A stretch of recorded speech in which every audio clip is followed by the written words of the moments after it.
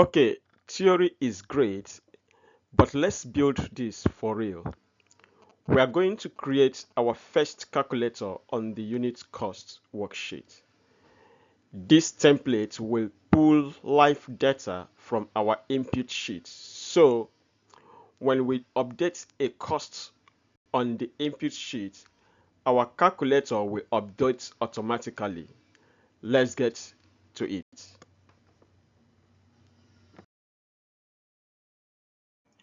So with the understanding of the truth of how to calculate cost per unit, we need to get our total cost per unit calculator. We need to create a template. So I'm going to open my Excel worksheet, my model worksheet, which is Greenleaf Bakery financial model. I don't know where you saved your own. Now I'm going to, this is our input sheet. So we are going to work from the unit cost. Now, because I'm just creating for sourdough loaf, I'm just going to create a label here, name it number of units produced. Now, it's a very important variable that we need to calculate our unit cost per product.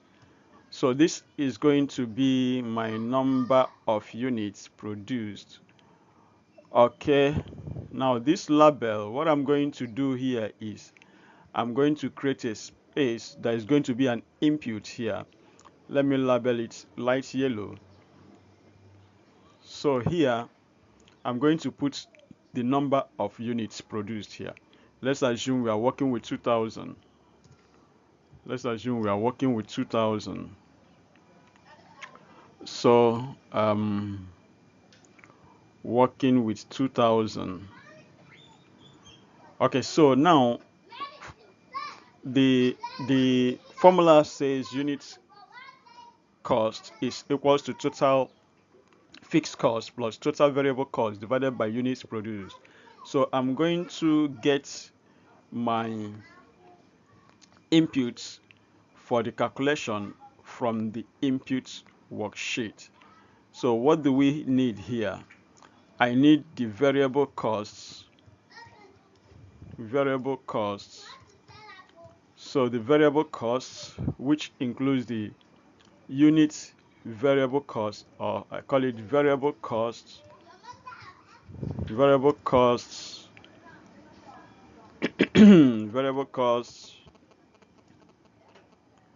per unit, which we have there. So I'm going to get that. Then I will need number of units produced, number units produced.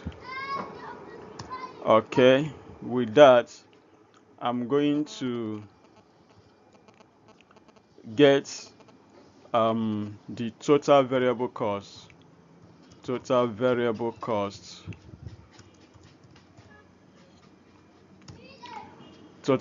cost. Hope you're understanding what I'm doing. Here we get this from here. We get this from our input sheet. We get this from here, then we multiply. Now this particular calculation is going to be equals this place times this place. So that's going to give us the value of this place. Okay, so with that I will need to get my total fixed costs. Now total fixed cost, we will retrieve it from our input worksheet, which we have already created. So we get the total fixed cost. Now here is total variable cost. So we get the total fixed cost from our input worksheet. Then we will now get our overall total cost. total cost. So the total cost is going to be equals to total variable cost. So here is going to be equals total variable cost plus total fixed cost. Now that's going to give us that. Then finally, we will get our cost per unit or unit costs per product. So our product unit cost, or you call it cost per unit, is now going to be our total cost divided by units produced. Now we are putting units produced here as a calculation, which here is going to be the input which we are going to alter at any point in time. So it will enter here. So as a result, we are going to use equals total costs divided by units produced. So this is going to give us our unit cost. So this is the simple calculation we are going to do here. The simple calculation we are going to do here. Let me use all borders here. Then I'm going to increase this like this. To make it bolder, let's increase the font size. Okay, so that you can see clearer what we are doing. Okay, this place now I'm going to use the so here now this talks about the variable cost, so this talks about the fixed costs. Okay, so let's start now. Variable cost per unit, how do we get that? We say equals, we go to our unit input. Now this should be this sum of these two things. Now since they are not really summed together, you can actually sum it and just pick up the sum.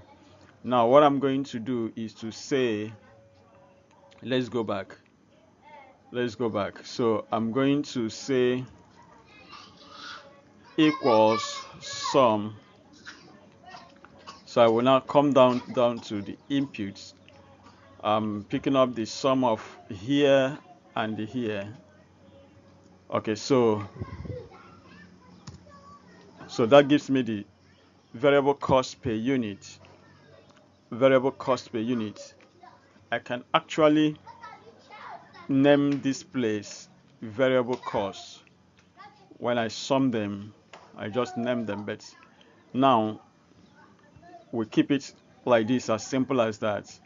Now number of units produced is going to be equals what is here. Whatever that is here, that's what is going to give us number of units produced. Whatever that is here will give us the number of units produced. So units produced here is going to be equals, because we are linking the cell, equals here, and that is it.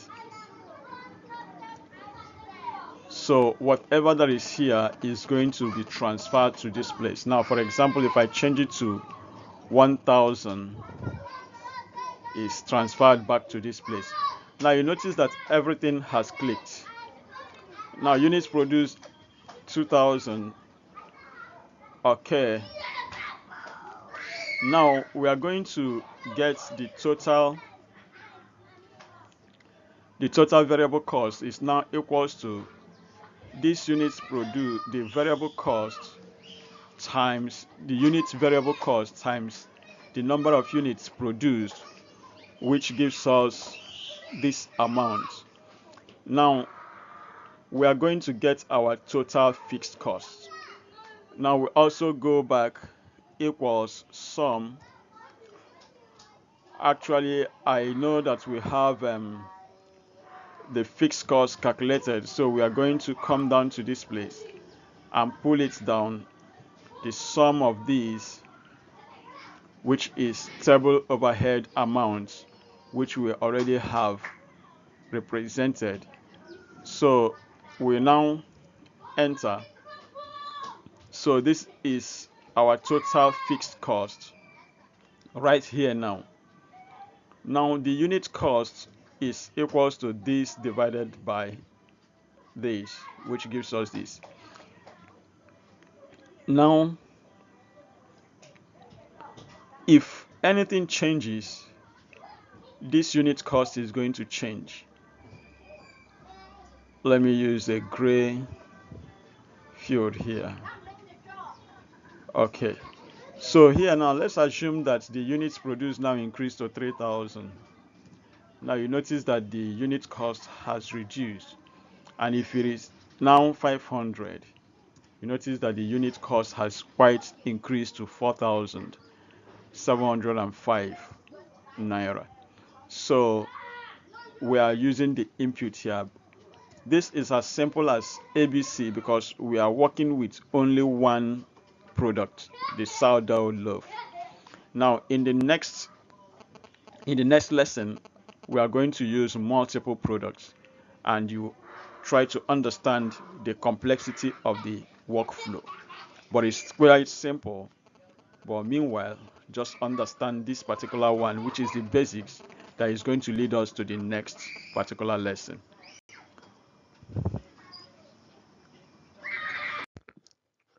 Okay, now that you have learned how to create a unit cost calculator with a single product, it's time for you to build this yourself. Go to your unit cost worksheet and create this exact calculator. Make sure your formulas are dynamic and correctly link back to your input sheets, and your new production volume input cell is in right position. Also, understand how you create them, because we are going to use this as the basis to create a multi-product unit cost worksheet in our next lesson. See you there.